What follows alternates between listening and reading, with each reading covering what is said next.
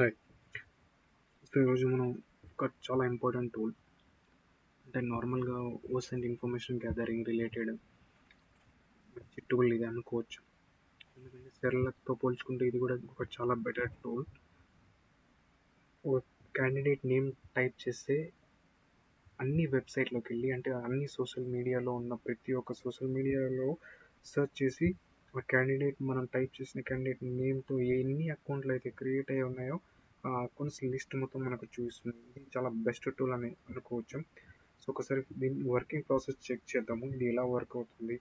So ఇది బేసిక్గా ఇంపార్టెంటా కాదు ఒకసారి మీరే చెక్ చేయండి, చూడండి. ఈ వర్కింగ్ ప్రాసెస్ చూసిన తర్వాత మనం విశ్లేషణ ప్రాసెస్ గురించి మాట్లాడుకుందాం. సో ఫస్ట్ మనం టర్మినల్ ఓపెన్ చేద్దాం. టర్మినల్ ఓపెన్ చేసి CD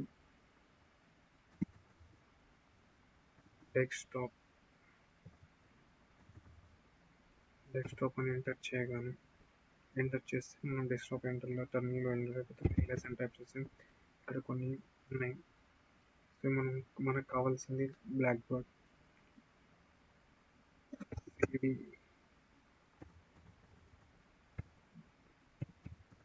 Blackbird enter. So Blackbird అనేది పైథాన్ బేస్డ్ టూల్.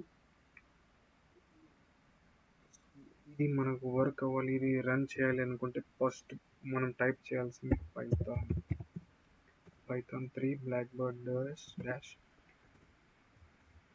py అని టైప్ చేసిన తర్వాత దీని యొక్క వర్కింగ్ ప్రాసెస్ అంటే దీన్ని రన్ చేయాలనుకుంటే ఏ కమాండ్స్ యూజ్ చేయాలి అని తెలుసుకోవాలనుకుంటే డాష్ హెల్ప్ అని టైప్ చేయొచ్చు, లేదా మ్యాన్ అని కూడా టైప్ చేయొచ్చు. ఈ హెల్ప్ ప్లేస్లో మ్యాన్ అని టైప్ చేసి లేకపోతే హెల్ప్ అని టైప్ చేసి ఎంటర్ చేసిన దీని యొక్క వర్కింగ్ ప్రాసెస్ కమాండ్స్ అనేది మనకు చూస్తుంది. ఇక్కడ చూస్తే ఆప్షన్స్లో ఉన్నాయి డాష్ హెచ్ అని లేకపోతే డాష్ హెల్ప్ అని కూడా టైప్ చేస్తే ఈ వర్కింగ్ ప్రాసెస్ సేమ్ ఇదే టర్మినల్ మళ్ళీ ఓపెన్ అవుతుంది. యూ అని డాష్ వన్ టైప్ చేసి యూజర్ నేమ్ మెన్షన్ చేస్తే ఈ యొక్క యూజర్ నేమ్ రిలేటెడ్ అన్ని ఇన్ఫర్మేషన్ అన్ని ఓపెన్ చేస్తుంది అనమాట. డాష్ లిస్ట్ డాష్ సైట్స్ అంటే ఎన్ని వెబ్సైట్స్ ఉన్నాయని ఒక లిస్ట్ మనకు చూస్తుంది. డాష్ ఎఫ్ అంటే ఫైల్ సేవ్ చేయడానికి, వెబ్ అంటే ఇది వెబ్ రిలేటెడ్ కూడా ఉంది, అది మనం మాట్లాడుకుందాం. మళ్ళీ వన్ బై వన్ చెక్ చేద్దాం. ఫస్ట్ యూజ్ హెల్ప్ మెనూ అయిపోయింది. సో మనం ఒకసారి లిస్ట్ గురించి చెక్ చేద్దాం. లిస్ట్ ఎన్ని సైట్స్ ఉన్నాయని చెక్ చేద్దాం. ఆల్మోస్ట్ 500+ అంటే 570+ వెబ్సైట్లోకి వెళ్ళి మనకు కావాల్సిన క్యాండిడేట్ యొక్క లాగిన్ పేజ్ రిలేటెడ్ కానీ డీటెయిల్స్ అని ఇన్ఫర్మేషన్ మనకు చూస్తుంది.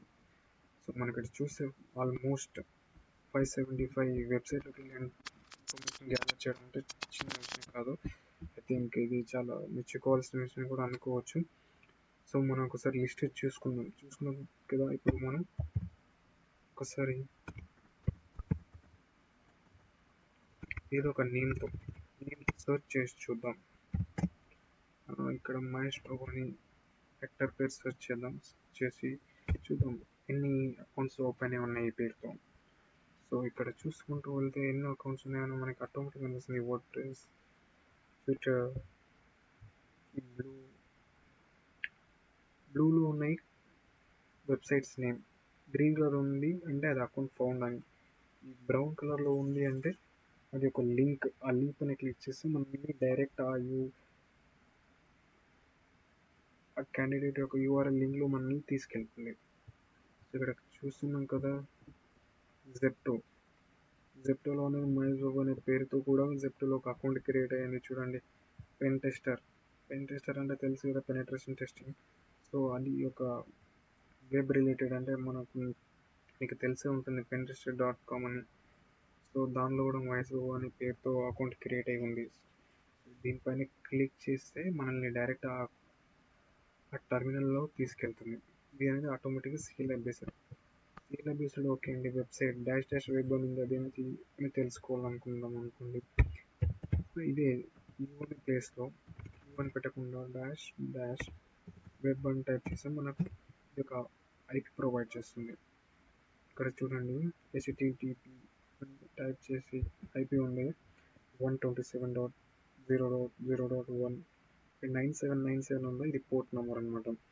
ఇది ఈ ఐపీ అడ్రస్తో ఈ పోర్ట్ నెంబర్లో రన్ అవుతుంది. ఈ సర్వర్ http సర్వర్లో రన్ అవుతుంది అంటే హెచ్టిటిపి అనేది చాలా సెక్యూర్డ్ ఏం కాదు. సో ఇందులో ఇది రన్ అవుతుంది.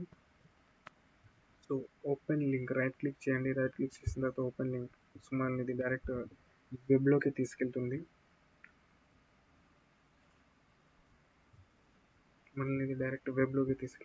ఇది GUI బేస్డ్. ఒకసారి మనం ప్రభాస్ అని టైప్ చేసి ఎంటర్ చేసామనుకోండి, ప్రభాస్ అనే పేరుతో ఎన్ని అకౌంట్స్ ఓపెన్ ఉన్నాయి, ఏ వెబ్సైట్లో ఓపెన్ ఉన్నాయి అని సెర్చ్ చేసింది. ఆల్మోస్ట్ 574 వెబ్సైట్లో సెర్చ్ చేసి అందులో యాక్టివ్ ఉన్న అకౌంట్స్ లిస్ట్ అన్ని మనకి ఫైండ్ అవుట్ చేసి ఇస్తుంది.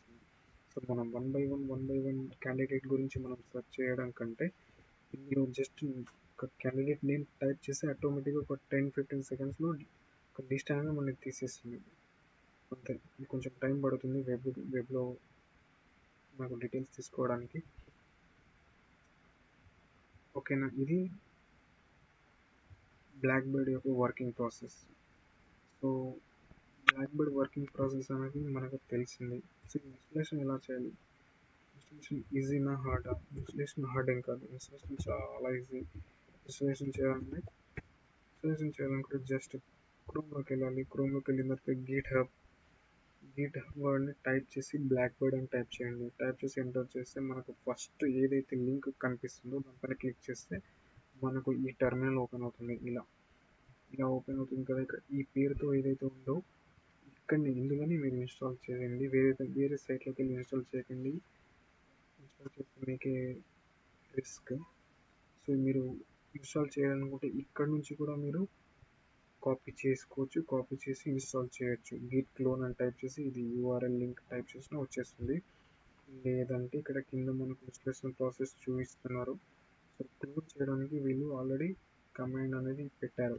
సో దీన్ని కాపీ చేద్దాం. మనం కాపీ చేసి ఇక్కడ పేస్ట్ చేయాలి. పేస్ట్ చేసి ఎంటర్ చేస్తే ఇది ఇన్స్టాల్ అయిపోతుంది అనమాట. ఇన్స్టలేషన్ కొంచెం టైం పట్టొచ్చు.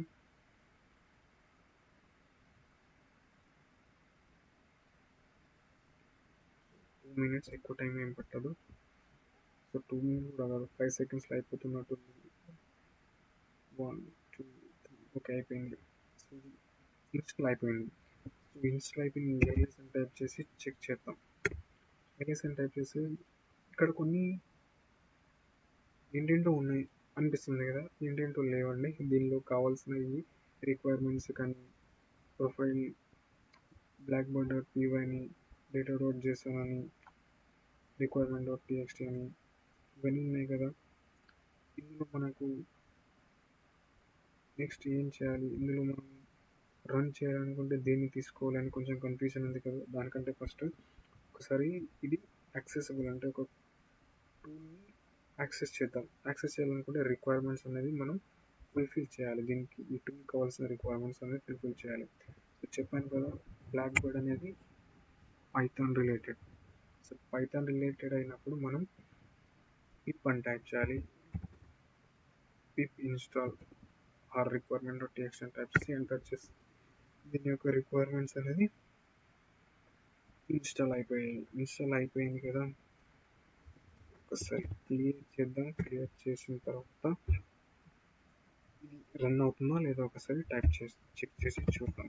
Python 3 blackbird.py help and enter. So here it is.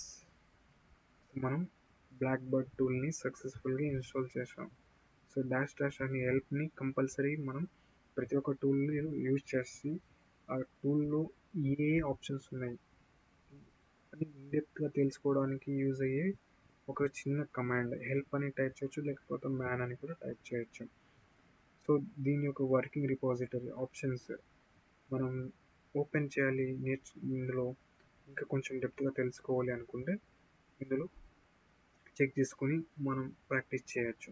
So that's all. కానీ ఇది కూడా చాలా ఇంపార్టెంట్ టూల్ అండి.